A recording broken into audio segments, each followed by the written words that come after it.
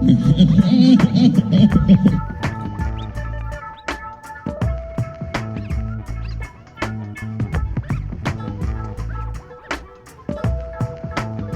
I woke up this morning, I was feeling pretty dangerous.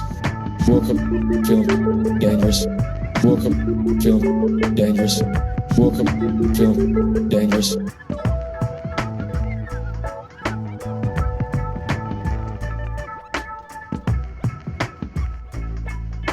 Yeah.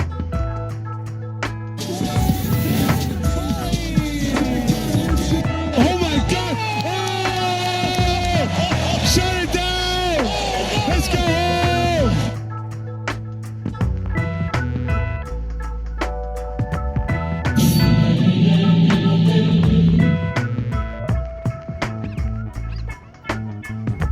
Honestly, I'm just pushing drops at this point.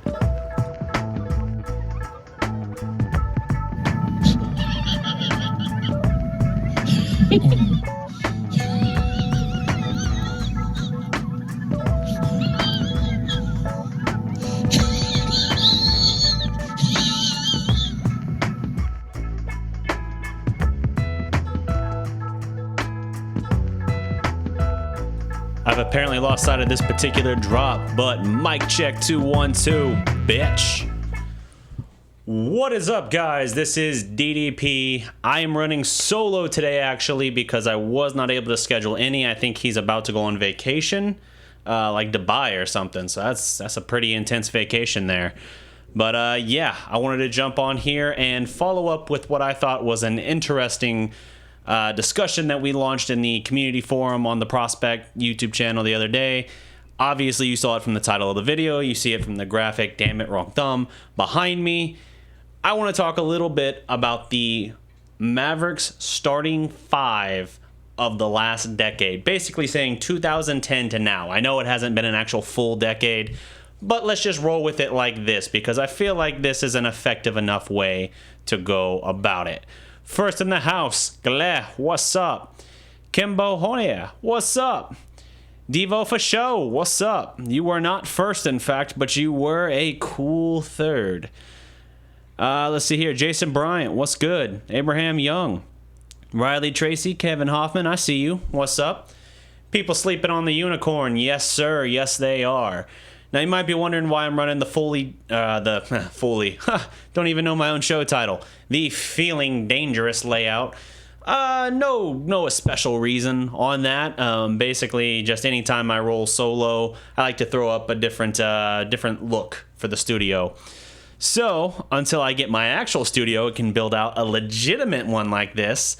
We're just kind of working with what we got. So, anyway, let's dive in here. So, in this discussion that we posted, I believe it was late last week, we had a ton of great feedback from you guys, basically listing your Mavericks team of the decade.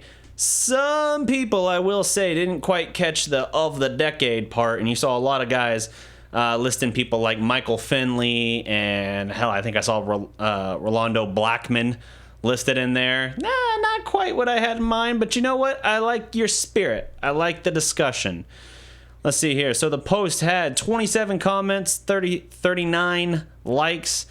A lot of great feedback as far as the conversation points we've posted in the community. This was definitely, I think, the best response in terms of number. So cool. You got guys like here. I'll read off a couple that I see.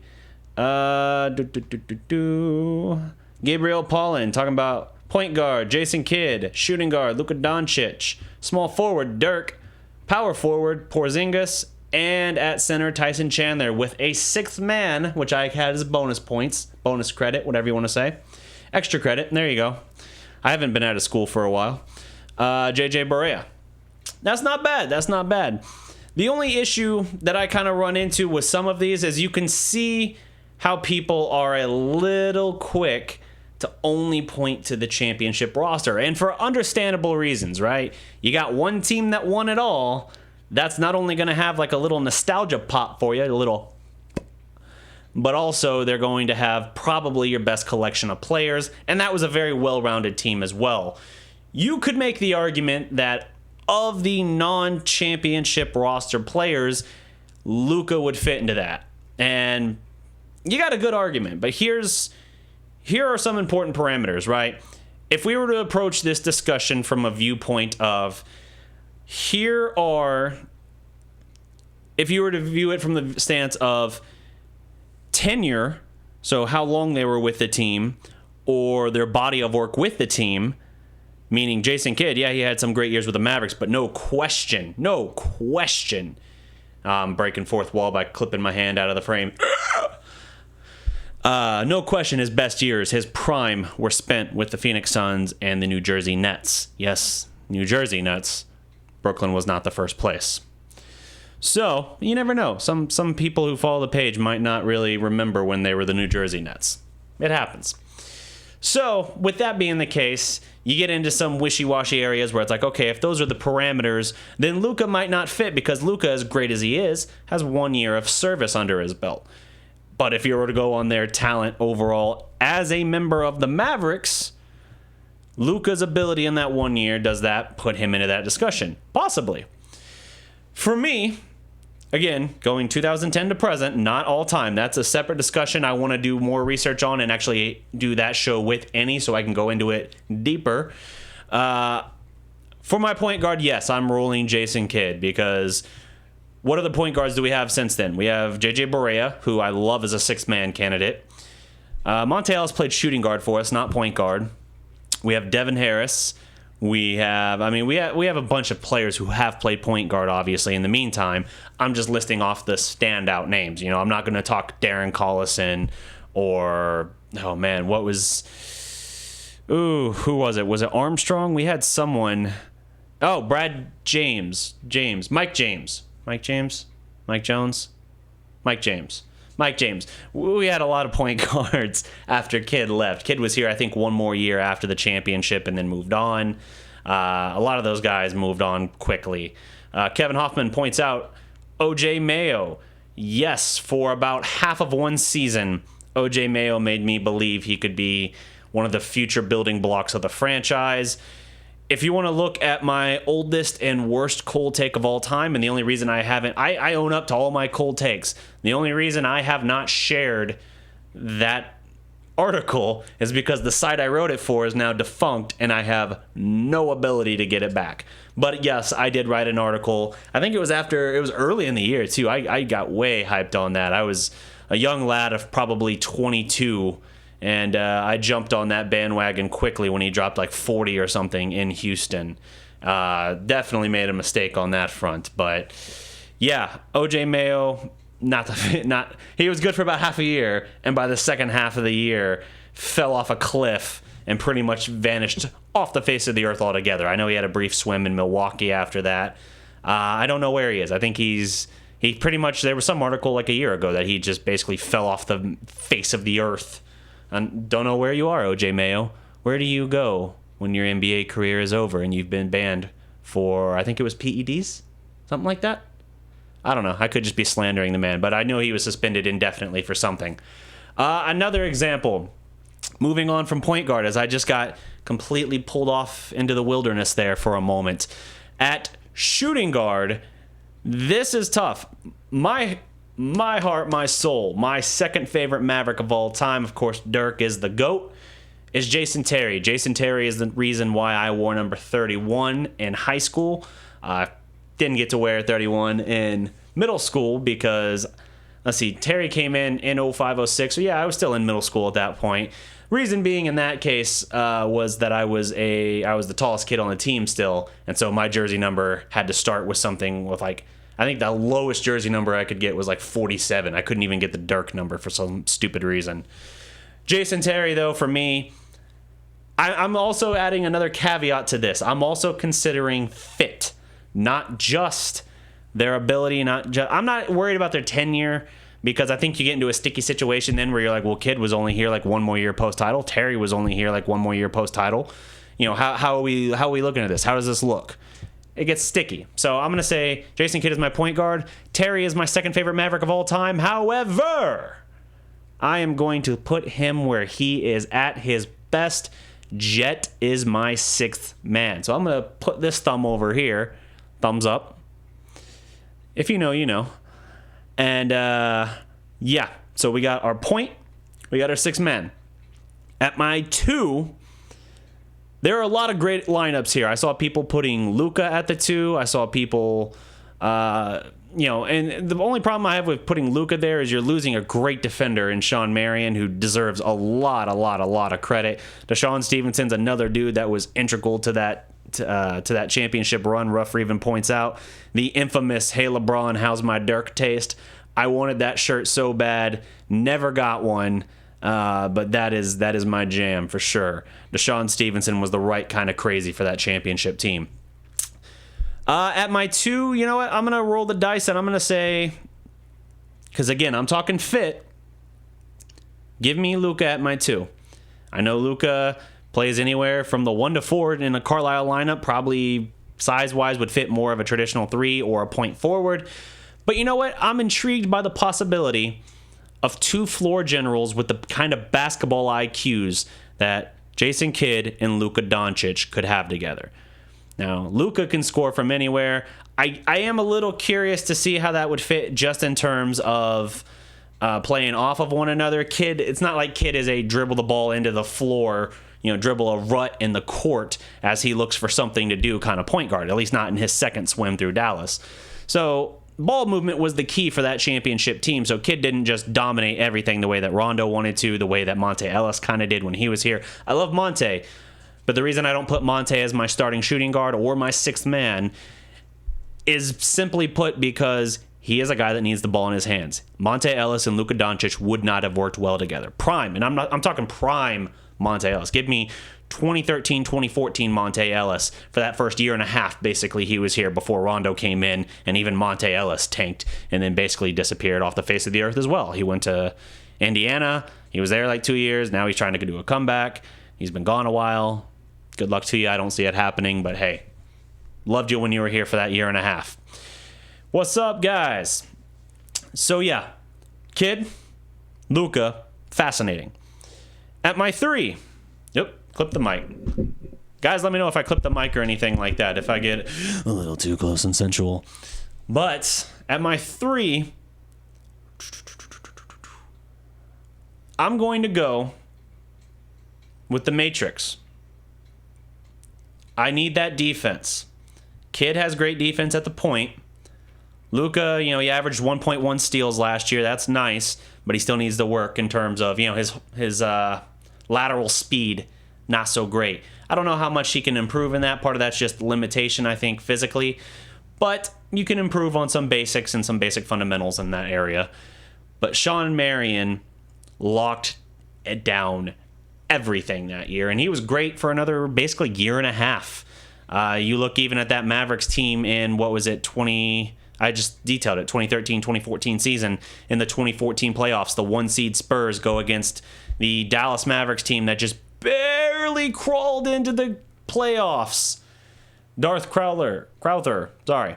Nash doesn't qualify for the discussion because of the decade. Otherwise, I'm right there with you. Steve Nash was if you're going off of not just championship glasses, Steve Nash is probably my favorite Mavericks point guard. But yes, in that year where Dallas took the Spurs to 7, Spurs ran roughshod through the rest of the playoffs, including beating LeBron James's Miami Heat. If you remember, that was Kawhi Leonard's breakout year, Finals MVP for the first time. They beat the Heat in 5 games. Mavericks pushed them to 7 in the opening round. They got obliterated in Game 7, but Sean Marion did serious work. Even in the block, even guarding Tim Duncan at times. Marion was a beast. So give me Sean Marion. Let's see. At the 4... Devo for show is touching on something for sure. For show, one might say. I was tempted to put Porzingis in here, but now that I think about it, Porzingis hasn't even played in a game for the Mavericks yet. Yes, he has signed. Yes, he's been in practice and drills and the offseason program. That's great. But I just can't bring myself to call him an all-decade player when he hasn't played a single second in a regular season game for us yet. So instead of the lineup I was going to roll out, Dirk is my 4. Of course, it's the GOAT. Who else could it be? And my 5, yes, as Devo for show put it, Tyson Chandler. Jet is my 6th man. Yes, that raises questions. Yes, that creates issues because it is essentially, as he put it, the title team with one change out. I basically took JJ Barea / Deshaun Stevenson and turned him into Luka Doncic. And yeah, that feels a little lazy on my part. So if you wanted me to be a little more creative, I think that would be the best, most complete team you could possibly put together. But if you want me to give you alternate options to that, then at my 1... Man, do I have to give an alternate to every single one of you guys now? Like every single one of the starters? Like I can't even have Dirk in my alternate lineup? If that's the case, this is a much more difficult discussion. Okay, let's skip point guard for now. If 2 in my alternates, Monte Ellis. Surely I can still put Luka, right? Okay, I won't even put Luka. I'll do all alternates. Monte Ellis, Josh Howard. Ooh, this gets really tough. For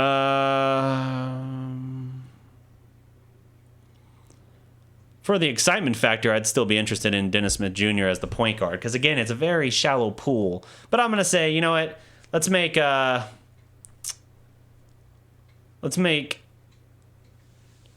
me Devin Harris, actually, as my starting point guard. Not a sexy pick, but still effective. And when I pair him with my new 6th man of JJ Barea, I got the Ice Climbers back together.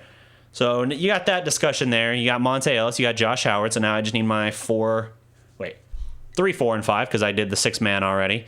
Caron Butler, healthy Caron Butler. Great call out, Devo, for show.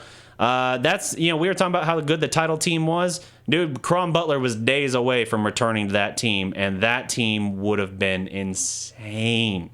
Caron Butler now, he did drop off post-injury. He went to, I think it was the Clippers after that. And then he eventually wound up in Milwaukee. Then he wound up in like Detroit or something. And then he finally retired. But Caron, he had to swim through Oklahoma City for the playoffs too. He was in the buyout market one year. Caron Butler, yeah, he dropped off. Stackhouse, oh man, that is a serious nostalgia pop for me. You know what? For my 3, give me Stackhouse. Wait, did I already? Devin Harris, Monte Ellis, Josh Howard. Oh, I already gave a 3. So I needed a 4 and a 5. Shit. All right. Okay. See, you're putting me on the spot and you're throwing me for a loop now. I love Vince Carter. I'm going to say he's an honorable mention for that role. Would I rather have Stackhouse or Josh Howard? I love Peja, but Peja came in like December or January of the title year. So great, but if we're talking Peja at that stage in his career, he's not my 6th man or a starter. He's in the rotation. And if I was doing a full comprehensive roster, then we could get into that debate. Man, Jerry Stackhouse. I loved me some Jerry Stackhouse. He was very good in the 06 run. Wait, why am I listing Stackhouse? For that very reason. It's the 2010. See, you got me all messed up even in the rules of my own game. I shouldn't even be talking about Josh Howard at this point. What am I doing? You guys got me completely off in the wilderness. Damn. All right. So Devin Harris. Who do I still have? Damn it. Devin Harris, JJ Barea, Monte Ellis. Barea is I almost flipped you guys off. Barea is my 6th man. Harris, Monte, Barea is over here. My 3. I'm still going to take Caron Butler because he was in that title team, pre-injury that year, Caron Butler.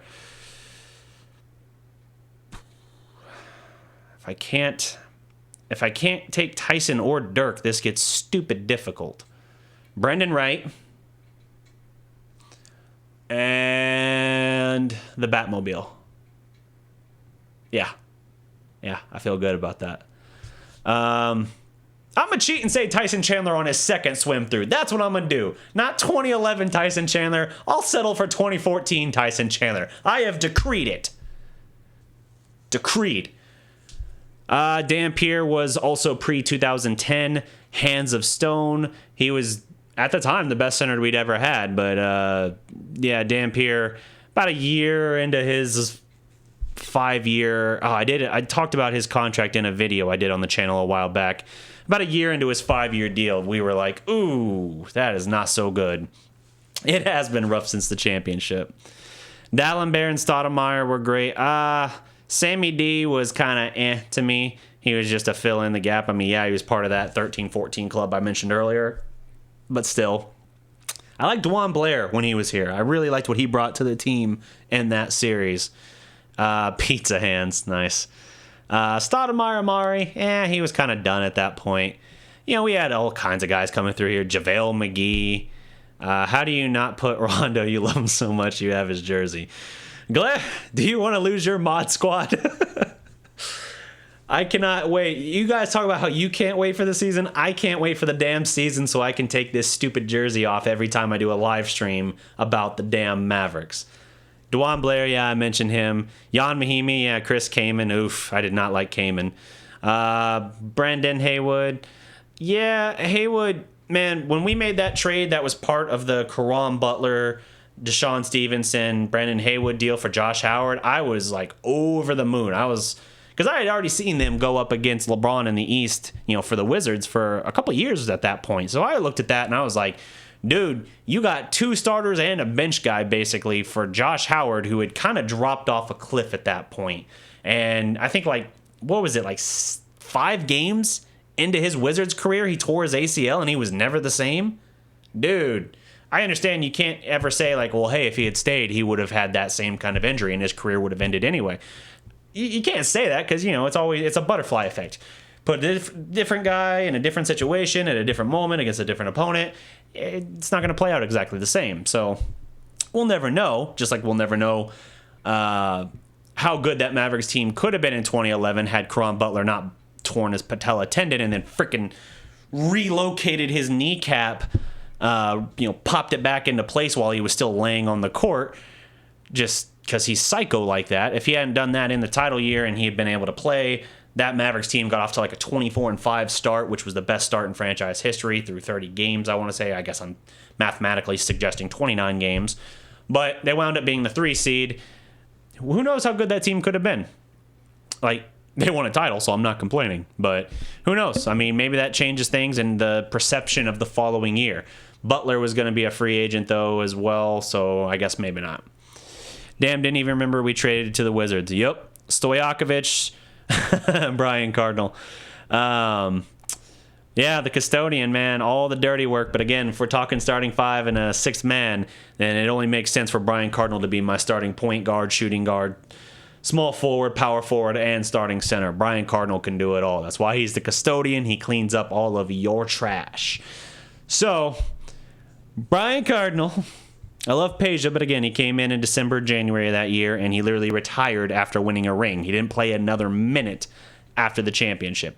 Woo, Roddy B. How many of you guys, be honest, how many of you guys even remember that Roddy B has a championship ring with us, even though he's like our worst failed project that we were convinced was going to be a star? When he dropped 44 on Golden State, everybody and their mother thought he was going to be a star. We listed him as untouchable in trade discussions.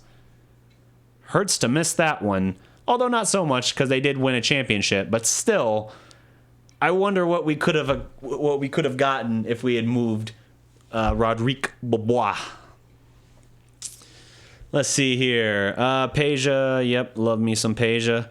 Peja played a vital role in, I mean, obviously we know the Lakers series in that Mother's Day Massacre Game 4, where he and Jet went 15 of 16 between the two of them on three-pointers, and the Mavericks hit 20, tied an NBA record at the time, 20 made three-point shots. That was insane. That was it. I mean, the Lakers had kind of figured out what we were doing with our ball movement and all that in that game, like at that point in the series, but it didn't matter because we didn't miss a damn shot.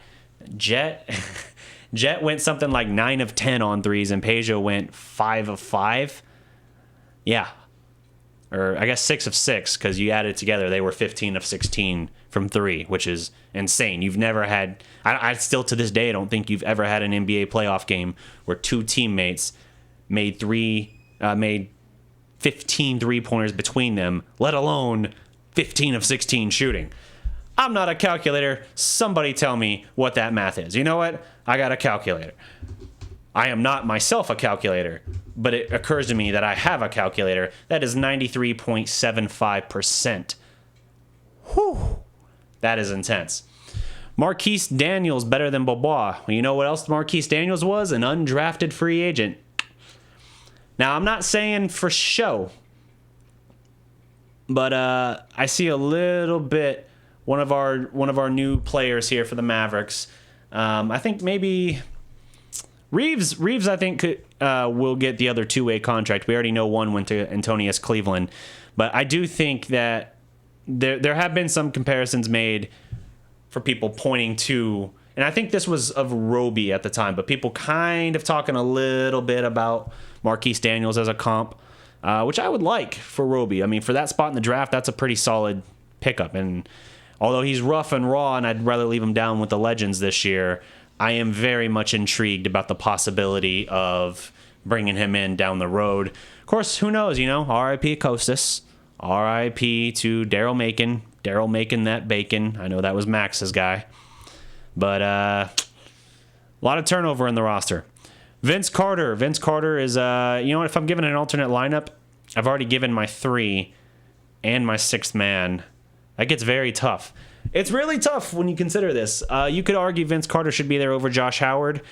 Oh, wait, damn. I put Josh Howard and I can't do it. See, you guys aren't holding me to the letter of the law. Yeah, okay. Vince Carter, yes. In the alternate roster, 2010 to present, Vince Carter is my starting. Let's run it back. Our point guard, we ran as Devin Harris. Our shooting guard, we ran as Monte. Vince Carter is my 3. My 4 was Brandon Wright, because I said it alternate altogether. I can't take Dirk. Zaza. Zaza's so dirty, but it's sometimes good to have the dirty player on your team. Brandon Haywood. Elton Brand. Oh my God, the post-championship years have been so hard.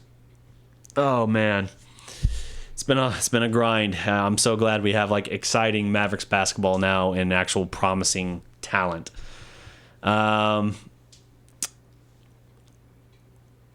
Do I take Haywood or do I take Sammy D? I'm gonna say give me hell, I might take Sala over that. We said to present, right?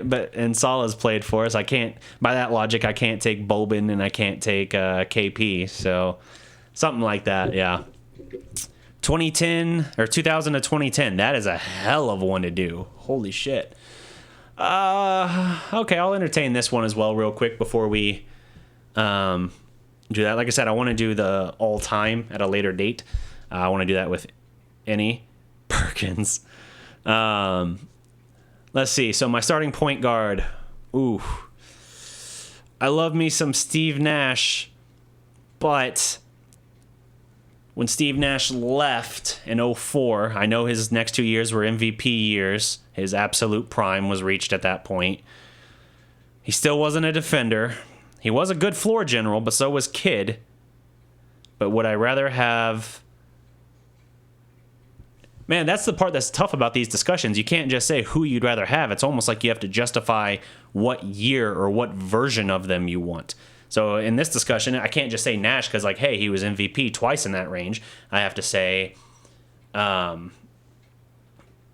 okay, I want 02 to 04 Steve Nash. That was his best years in Dallas, 02 to 04. Do I want that or do I want 2010 to 2012 Kidd? I know Kidd got here in 08, I'm just saying. Or fine. I can't even say 10 to 12. I have to say 8 to 10.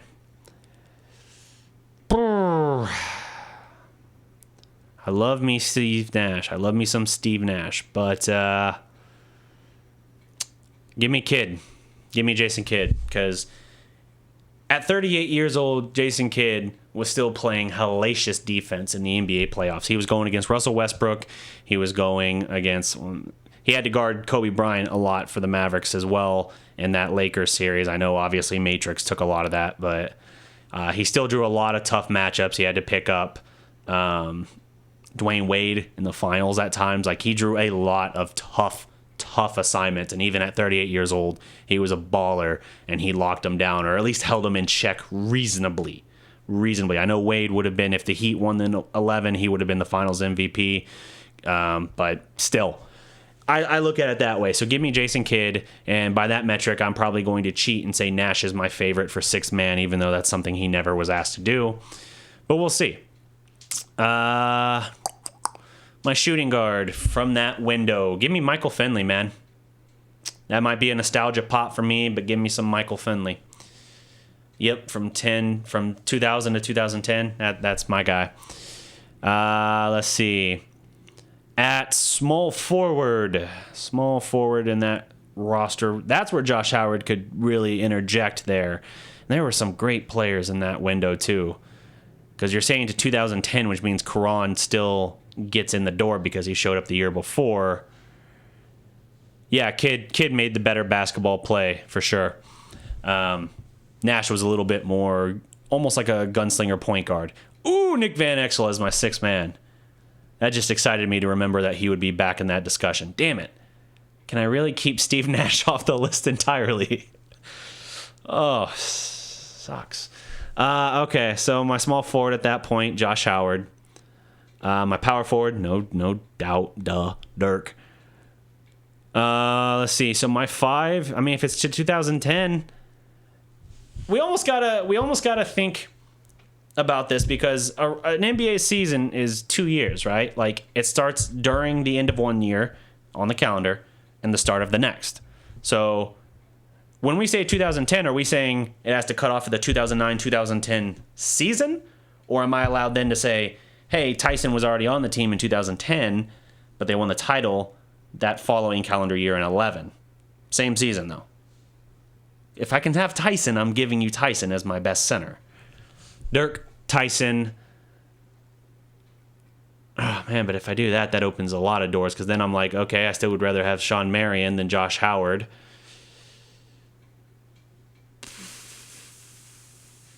Man, a decade team is tough. Give me Jason Kidd. You know what? I'm going to cheat this whole system, man. Give me Jason Kidd, Steve Nash, Sean Marion, Dirk, and Tyson with a six-man of Nick Van Exel. We're going to drop 200 on every team. That's what we're going to do. We won't guard you for squat other than Tyson and, well, tricks. But we'll do our best from there. Stackhouse is, Stackhouse would be in the running. If I didn't take Nick Van Exel as my sixth man, I would take Stackhouse, because Jerry Stackhouse, that dude was so good for us. I loved him. He was like an enforcer and a 3-and-D dude. He was also one of the earlier fallen angels for us, which is kind of, the Mavericks had a tendency at that time period where they would find these guys who were talented players, but they'd had issues, whether they had kind of dropped off, whether they had an injury or off the court issues, and they'd scoop them up for very reasonable contracts, and then they'd get a lot out of them. Like, they'd find a way to draw more out of them when people thought they were either done or a shadow of themselves. Stackhouse was one of those guys. Let's see here. Anton Jameson. Yeah, the Anton Jameson, Antoine Walker year was a bad one for us. That was a first-round exit the year after going to the West Finals against the Spurs in 02-03. But he was talented for sure, and we traded Anton Jameson to the Wizards in exchange for the draft pick that became Devin Harris. Fun fact, in case you didn't remember that. But at that point, I probably look at it and say my cup of tea would be, I mean, if we're talking in the 2010s roster, because both Walker and Jameson were one-year guys, and it wasn't a good year for us. That team didn't really have a fit about it. I think they had a 10-game win streak at one point, but they were kind of up and down. Nahara's from OU, so I certainly am familiar with Eduardo Nahara. I like him for that reason, and he's also a guy that can be a little bit of that down and dirty player, but same time, it is what it is. Let's see. Proud for Cleveland. Yeah, man, Cleveland earned that two-way contract for sure. Juwan Howard eligible. If we're talking 2010 or 2000 to 2010, yeah, he's eligible. I don't want him, but he's eligible. Damn, Pierre. Josh Howard, what? No Stackhouse, says Dwayne. Yeah. I'm trying to think of different answers, and then I walked it back to say, because of that window I gave earlier, Sean Marion's then still eligible, so then I'd probably still go that route. Gerald Green, he was all right. Keith Van Horn was all kinds of frustrating for me as a Mavericks fan. Might as well give me Austin Crozier. At least Austin Crozier dropped 44 in one game for us. Aminu count. Aminu was post-title. He would be in that discussion at that point.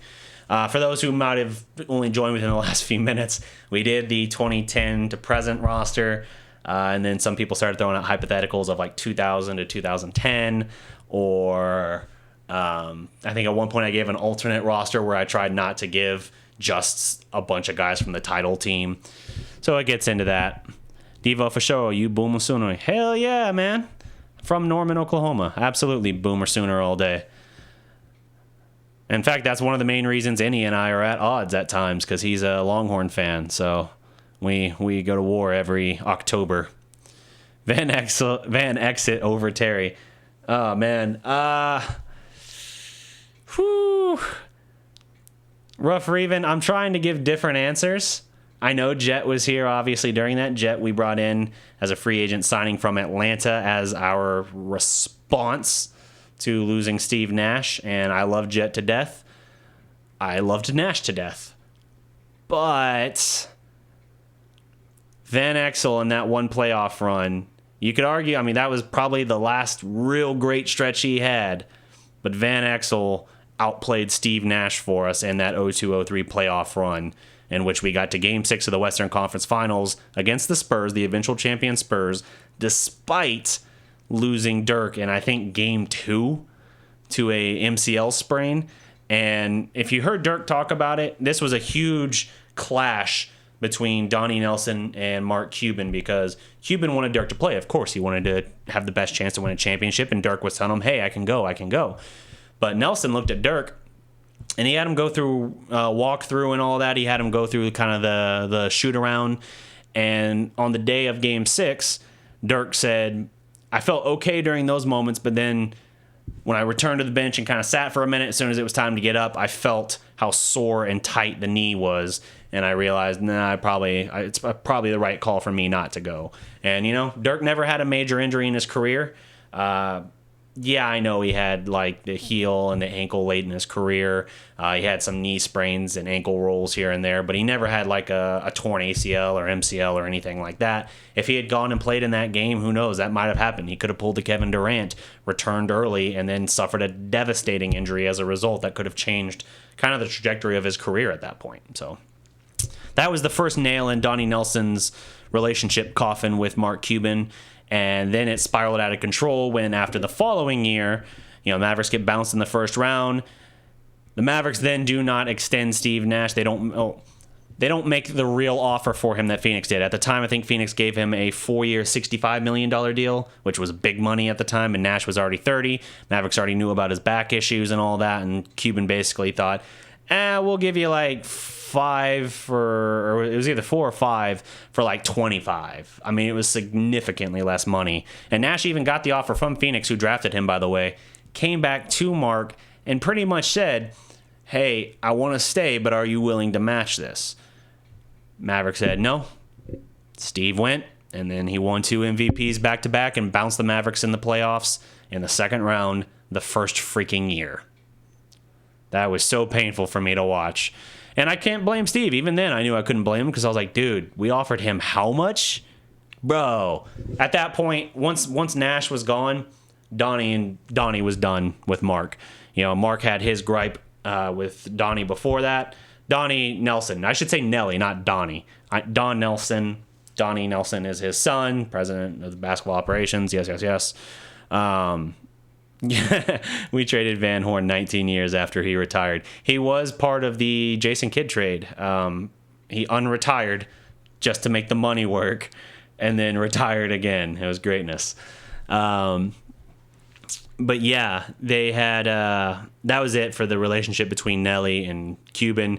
Nelly left in the middle of the following year. Avery Johnson took over, and they played out the rest of that year. Were pretty good, but then the next year they went to the finals for the first time. So I don't know what to make of it. I mean, I think Avery Johnson was good for us at the time, a great defensive coach.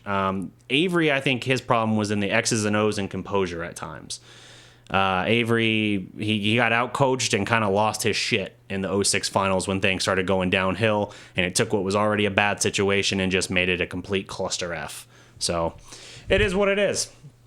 But let me know, guys, what do you think? What do you feel about the Mavericks 2000 to 2010 lineup? Let me see here. Jop. Woo! Jop was very good for us, again, for about a year and a half. He broke out in the 05 season, I want to say. He was a former bust, drafted to Cleveland. Former first-round pick.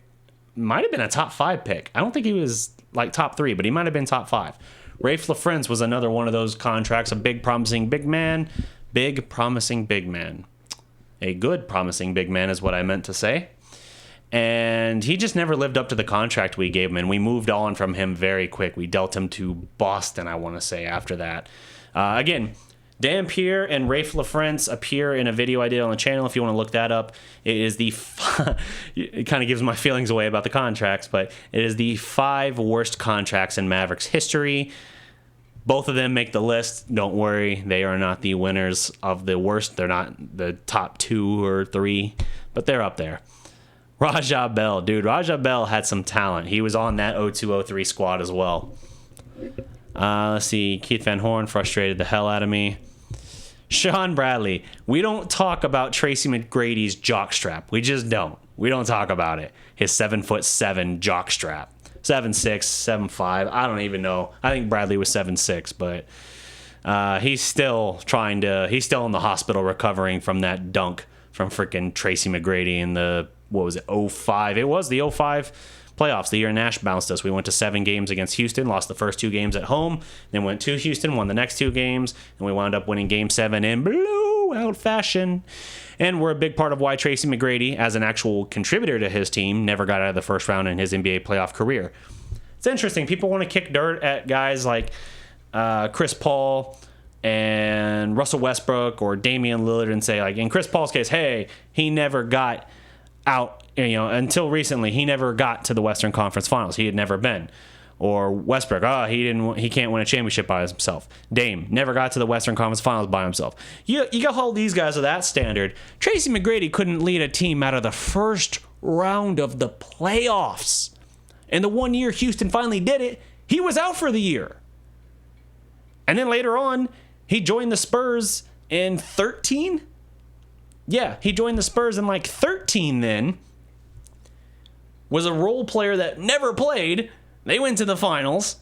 He didn't play, really. And they lost. They choked that year. They gave up the corner 3 to Ray Allen and then lose in Game 7.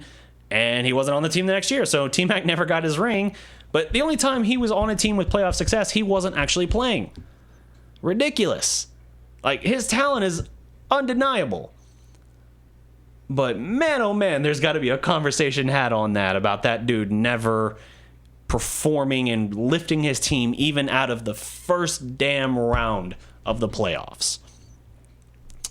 Abdul Rahim, yeah, man. Wahad, yeah. Wahad Abdul Rahim. I think that's another one of those contracts I mentioned, actually, now that I think about it. It's been a while since I did that video. It's probably been about a year. But, yeah, so as we wind down this video, guys, this was just a short jump on to kind of continue this conversation that we were going about from that discussion. Let me know. Let me know what you guys think. If you guys like these, we can do more of these. I can absolutely set up kind of an interactive discussion thing with you guys where I'll pose the question or the prompts kind of in the community guidelines, or not guidelines, but community posts. Take your comments and we'll go down that list. Real quick before I jump off here, I want to hit a couple more of these lists people suggested. Shout out to them. Stephen Holgun, point guard. This is, again, the 2010 to present roster. Point guard, Jason Kidd. Shooting guard, Monte Ellis. Small forward, Luka Doncic. Power forward, Dirk/GOAT. Center, Porzingis. And for sixth man, he has Jet Terry. And then, hey, look at this. He's even got a before 2010 list where he gives you Nash, Blackman, Finley, and Aguirre. Mad respect for the expansive list that includes guys from the 80s. I like it. Also, mad respect to Marion, Barea, and Tyson Chandler. I guess those are his honorable mentions. I like that a lot. What a great answer. Like that comment. Love that comment on here. Hey, Kevin Hoffman, you shouted out in here.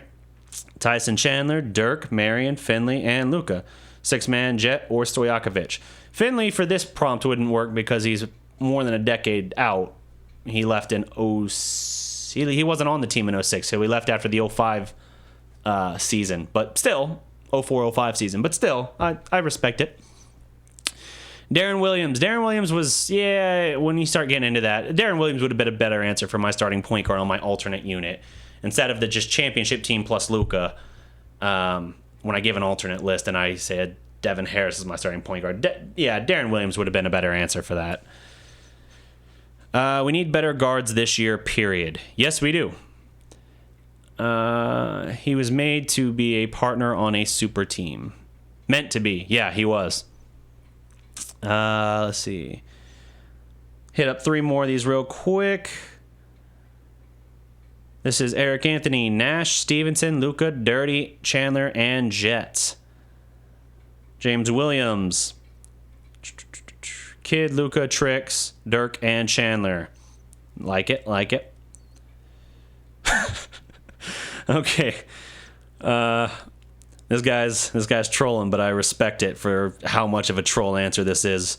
We got a Rajon Rondo, Tariq Abdul-Wahad, Chandler Parsons, Lamar Odom, and Sean Bradley with a 6-man of Eric Dampier. That is some quality troll answering there, but it is what it is. Siniso, fellow Mav fans, DDP asked for Mavs players this decade. Why am I? Oh, yeah, he was just clarifying the rules. All good. Let's see here. Mejri, Darren Williams, Mozgov, Parsons, Tim Hardaway Jr., and a 6-man of JaVale McGee. That's an impressive lineup, I must say. All right, so let's see. Roy Tarpley for 6-man. That's if we're going into all time for sure. Ro Blackman was my favorite Mad before Dirk. Yep, that's a fair answer for sure. Jalen Brunson will break out this season.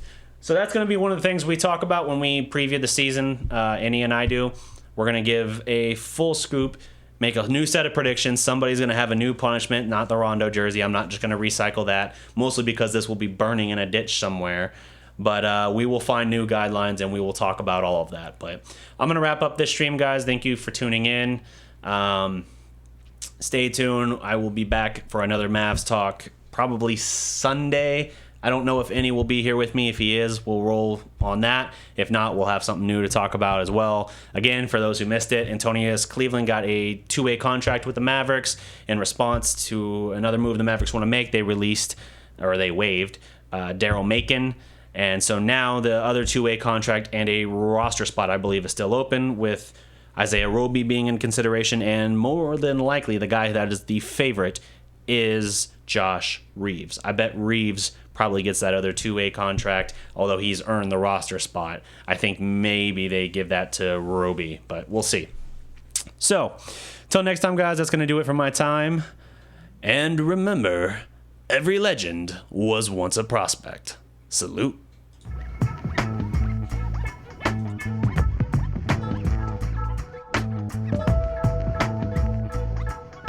Oh my God! Oh!